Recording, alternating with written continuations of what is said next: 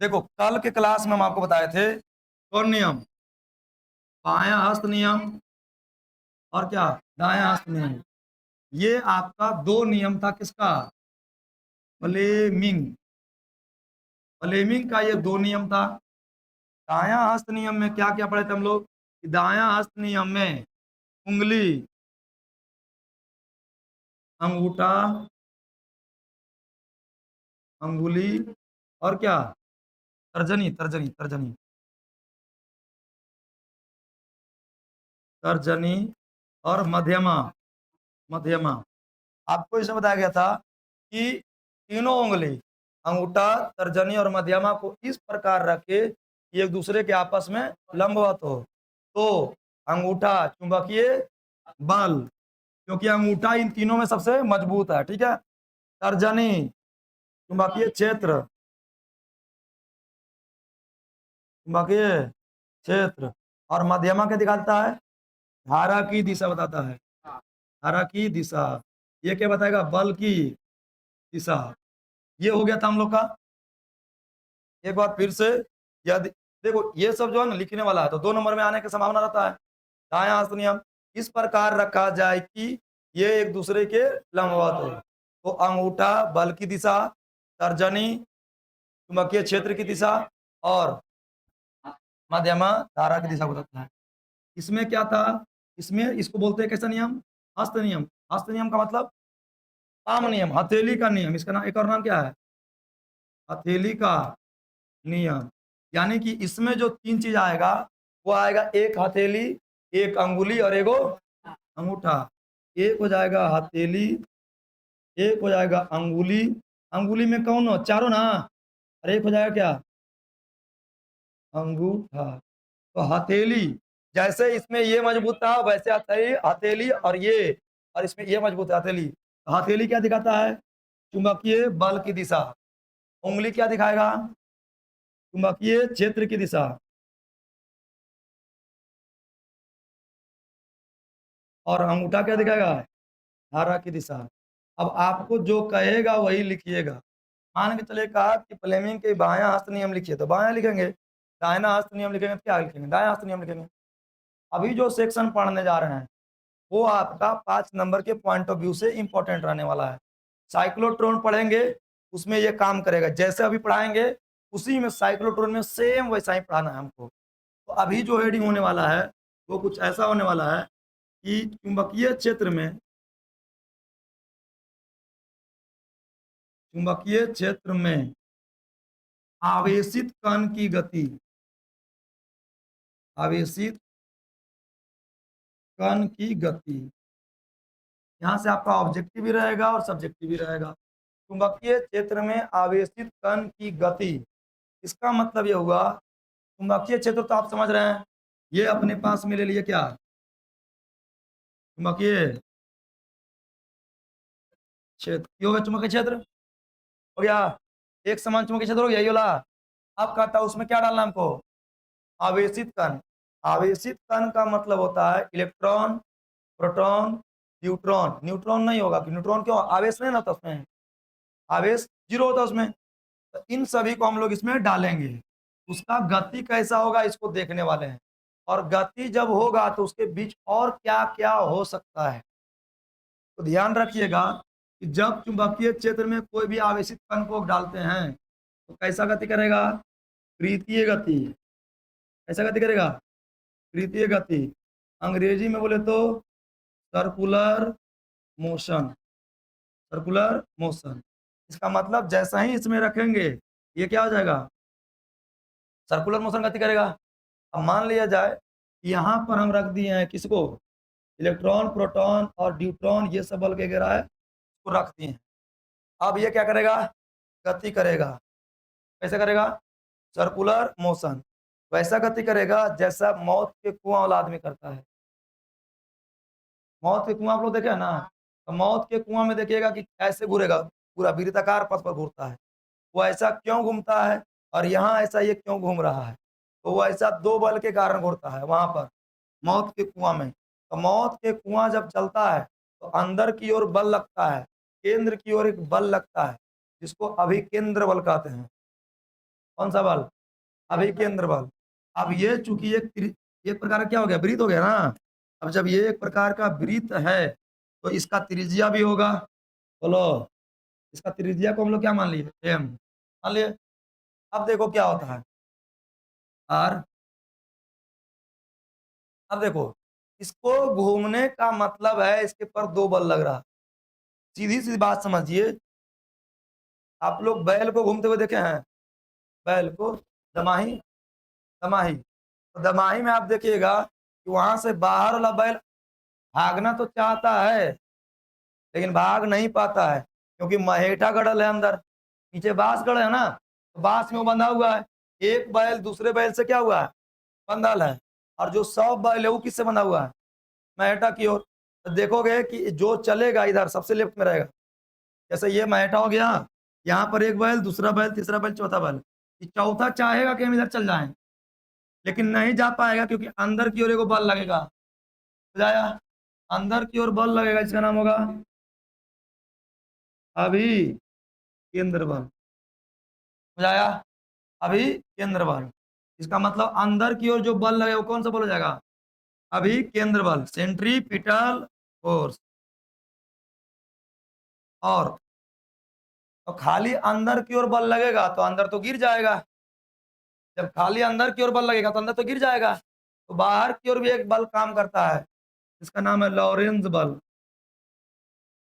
क्या बोलेंगे इसको? लॉरेंज बल, या कहिए चुंबकीय बल।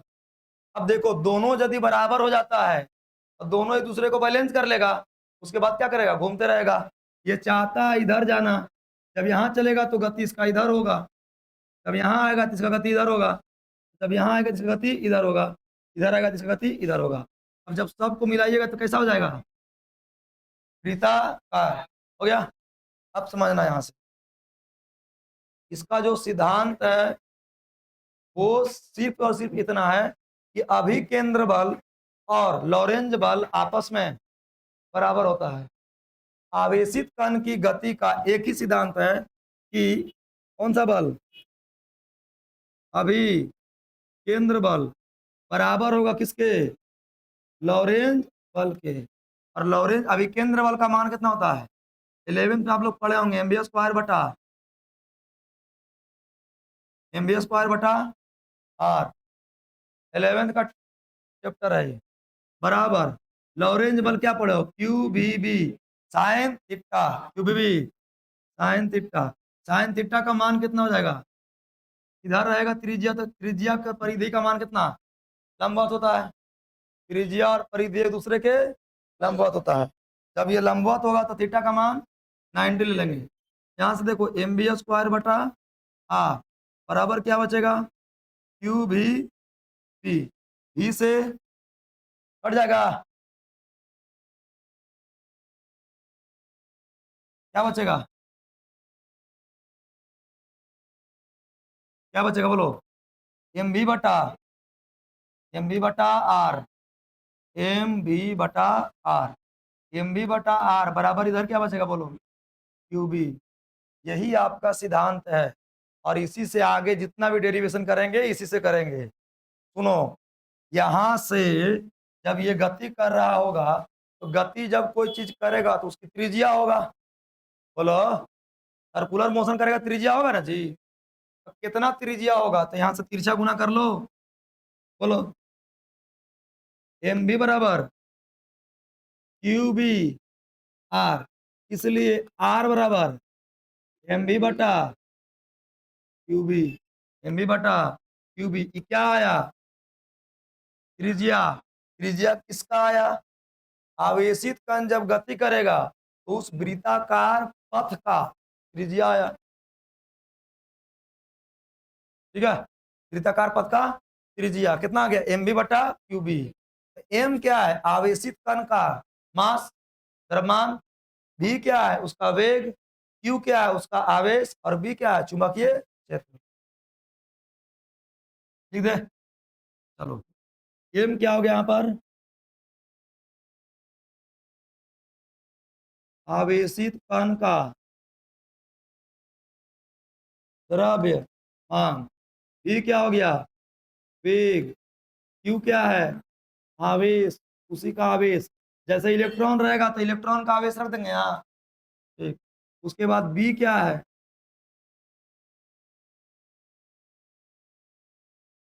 सुकनस आ गया। चुंबकीय क्षेत्र। जैसे जैसे निकाल रहे हैं वैसे वैसे ही निकालना है। 5 नंबर का जब रहेगा साइक्लोट्रॉन, जितना काम कर रहे हैं उतना काम उसमें भी करेंगे। यहाँ तक तो हम लोग निकाल लिए। अब ये जरा देख ले कि कितना वेग से चलेगा ये। अरे चलेगा तो स्पीड भी तो होगा। आपको कहा जाए कुइयां पर दौड़िए, तो कुइयां पर जब दौड़िएगा तो उसका वेग होगा ना, हो कुछ, उस वेग का मान क्या होगा तो इसी से निकलेगा। ये वाला समीकरण है एक जो कि इंपॉर्टेंट रहेगा। बोलो क्या समीकरण है? बोलो। एम बी बटा बराबर क्यू बी। यहां से हम क्या निकालना चाह रहे हैं? वेग। तिरछा गुना करो। क्यू बी बराबर, इसलिए v बराबर क्यू बी आर बटा एम। ये क्या निकल के आया? इतना वेग से उछलेगा। क्यू क्या हो गया यहाँ पर? बी हो गया, आर हो गया त्रिज्या, एम हो गया द्रव्यमान। कोई दिक्कत नहीं। हो गया, आ गया ये। जब ये निकाल लिए, भी निकाल लिए हम लोग, तो यहाँ से आप देखिएगा तो एक और चीज हम लोग निकाल ही सकते हैं। इसका नाम है, सुनो ना, इसका नाम है जब ये चलेगा कौन? आवेशित कण। ये क्या अपने पास है? आवेशित कण है। जब आवेशित कण चलेगा तो उसका गति होगा, और गति होगा मतलब भी होगा। और जब भी होगा तो कोई भी चीज जब गति करता है तो उसके पास एक ऊर्जा होता है, जिसका नाम होता है कौन ऊर्जा? गतिज ऊर्जा होता है। तो आप चाहे तो यहाँ से और भी निकाल सकते हैं, गतिज ऊर्जा निकाल लेंगे, लेकिन उसको बाद में निकालते हैं, पहले समझो इधर। इसका दूरी कितना तय करेगा ये? 2 पाई यार। जब एक बार चक्कर लगा तो कितना दूरी तय करेगा? 2 पाई यार, मतलब दूरी हो गया। और देखो दूरी हो गया। अरे कहाँ उधर आ गया? ये क्या दिया हुआ है? वेग। तो दूरी हो गया 2 पाई, वेग हो गया 2 br बटा एम। हम लोग चाहे तो समय नहीं निकाल सकते क्या? दूरी बटा चाल से। यानी एक चक्कर लगाने में कितना समय लगा? बोलो, निकाल सकते हैं? इसको लिखो क्या? एक चक्कर लगाने में लगा समय। कैसे निकालेंगे बोलो? ई बराबर दूरी बटा चाल से। दूरी कितना चलेगा वृत्ताकार पथ पर? 2 पाई बटा ई का मान कितना है? क्यू बी आर बटा एम। आर से ई का मान कितना निकल के आएगा? चल जाएगा कहाँ? ऊपर 2 पाई एम बटा क्यू बी। क्या निकाले हम लोग? समय। कितना के लिए? एक चक्कर लगाएगा इतना देर में ही, मतलब आवेशित कण चला, एक चक्कर लगा दिया। ठीक है, एक चक्कर लगाने में इतना समय लगेगा कितना? 2 पाई एम बटा क्यू बी। जहां एम क्या हो गया? द्रव्यमान उसका, क्यू क्या हो गया? आवेश, और बी हो गया चुंबकीय क्षेत्र। ठीक है, आप लोग आवृत्ति का नाम सुने हैं? आवृत्ति होता है 1/समय। अब ये क्या आवृत्ति क्या है? जैसे आप लोगों को कहीं बताए थे कि ये मेरे पास एक बॉल है, बॉल की आवृत्ति 50 से 60 होता है। भारत में निर्मित जितना भी उपकरण है, जितना भी उपकरण है, सभी का आवृत्ति कितना? 50 से 60। उसका मतलब यह है कि एक सेकेंड में बल्ब जो है 50 बार या 60 बार क्या हो रहा है? बंद और चालू हो रहा है। समझ में आया? ऐसा आप देख भी सकते हैं। कैसे देख सकते हैं? कि आप मोबाइल को जब आप अपने कैमरा को स्लो मोशन में करिएगा और उसको देखिएगा तो आपको ब्लिंक करता हुआ नजर आएगा। तो अब कहोगे कि हमको दिखाई काहे नहीं देता? ये बात है ना हो, कि हमको दिखाई काहे नहीं देता? तो आप 10वां में पढ़े होंगे कि किसी हमारा जो आंख पर क्या जो रेटिना होता है, उस पर जो प्रतिबिंब बनता है वो 1/16 सेकंड के लिए बनता है। 1/16 सेकंड के लिए। तो 1/16 और एक बार में कितना जा रहा है? 60 बार। ये तो बहुत ज्यादा हो गया ना हो, बहुत कम समय हो गया ये वाला। क्या बहुत कम समय हुआ ना, ये वाला थोड़ा उससे ज्यादा हो गया, यानी 1 सेकेंड में कई बार 16, 1 सेकेंड का कैमा भाग 60वां भाग में, समझ में आ रहा बात? तो इसके कारण से हमको ये दिखाई नहीं पड़ता है और हम लोग को ऐसा लगता है कि क्या हो रहा है, लाइट जल रहा है लगातार, रेगुलर रेगुलर नहीं जल रहा है, वो ब्लिंक कर रहा है। यानी कि हम लोग चाहे तो आवृत्ति को एफ लिखते हैं, इसको इंग्लिश में फ्रीक्वेंसी कहते हैं। फ्रीक्वेंसी एफ बराबर 1 बटा समय को क्या लिखो, टी। मतलब ये हुआ 1 सेकेंड में, सुनेगा, 1 सेकेंड में जितना बार ये चक्कर मार देगा उसी को बोलेंगे आवृत्ति। 1 सेकेंड में जितना बार चक्कर मार देगा, तो देखो इधर क्या लिखेंगे, एफ बराबर 1/t। एफ बराबर 1/t का मान निकाल के लाए हैं 2πm/क्यूबी। क्यूबी कहाँ जाएगा, ऊपर, क्या हो जाएगा, क्यूबी/2πm। क्या निकल के आया इसका, आवृत्ति। क्या निकाले, आवृत्ति। मतलब 1 सेकेंड में इतना बारी क्या होगा, चक्कर लगा देगा। ठीक ठाक, इतना काम हो गया। अब निकालते हैं कौन सा ऊर्जा, गतिज ऊर्जा। आ जाओ, क्योंकि ये गति कर रहा है तो कौन सा ऊर्जा होगा इसके पास में, गतिज ऊर्जा होगा। और गतिज ऊर्जा को हम लोग बोलते हैं काइनेटिक एनर्जी। फॉर्मूला पढ़ के आएंगे 1/2 mv। इसको 1/2 को 1/2 लिखिए, m को m लिखिए और v का मान आपको पता है, क्यू बी आर बटा m का हो जाएगा, हो जाएगा। अब क्या करिए इसको 1/2 m इंटू क्या आ जाएगा, Q square B square are square बटा स्क्वायर से कट जाएगा, काइनेटिक एनर्जी निकल करके आएगा, बोलो, क्यू square B square are square बटा 2m। ठीक से देखो ना, काइनेटिक एनर्जी हो गया। ये था आपका आवेशित कण का गति, समझे। अब आएगा साइक्लोट्रॉन। साइक्लोट्रॉन ही क्वेश्चन पूछा जाएगा आपसे, ये वाला नहीं पूछा जाएगा। पूछा जाएगा साइक्लोट्रॉन क्या है, साइक्लोट्रॉन के बनावट, सिद्धांत, उसका उपयोग की, उसका उपयोग को लिखे। तो लिखना होगा, प्लस में जितना काम किए हैं उतना काम आपको करना पड़ेगा, जैसे जैसे किए हैं वैसे वैसे करना पड़ेगा। मतलब साइक्लोट्रॉन में भी, साइक्लोट्रॉन का उपयोग करते हैं धन आवेश को त्वरित करवाने के लिए। जो भी आपका धन आवेश है ना, उसको त्वरित करवाते हैं। तो जब त्वरित करवाएंगे, सिद्धांत उसका यही रहेगा, क्या वाला, अभी केंद्र बल और लॉरेंज बल आपस में बराबर होगा। जैसे आर का मान निकाले हैं वैसे आर का मान निकालेंगे, जैसे भी का मान निकाले हैं भी का मान निकालेंगे, ई का भी मान निकालेंगे, एफ का भी मान निकालेंगे और काइनेटिक एनर्जी निकालिएगा। इतना करने के बाद भी आपको लिखना होगा उसका उपयोग क्या है, उसकी बनावट की संरचना बनाना होगा, तब जाकर के 5 नंबर मिलेगा, समझे। सरकारी नंबर है, सस्ता में थोड़ी मिलता है, समझा, महंगा मिलेगा ना। ऐसे सरकारी नौकरी नहीं लगेगा 20 लाख, कहेगा ना हो, कहेगा ना, सुनवन करेंगे।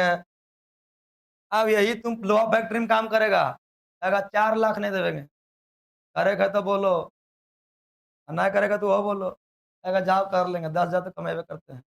लोहा फैक्ट्री में बचता 10,000 ना है जी, बुझा गया। सरकारी नंबर है, थोड़ा सा महंगा मिलता है, स्ट्रगल करना पड़ता है, लिखा जाए, चलिए।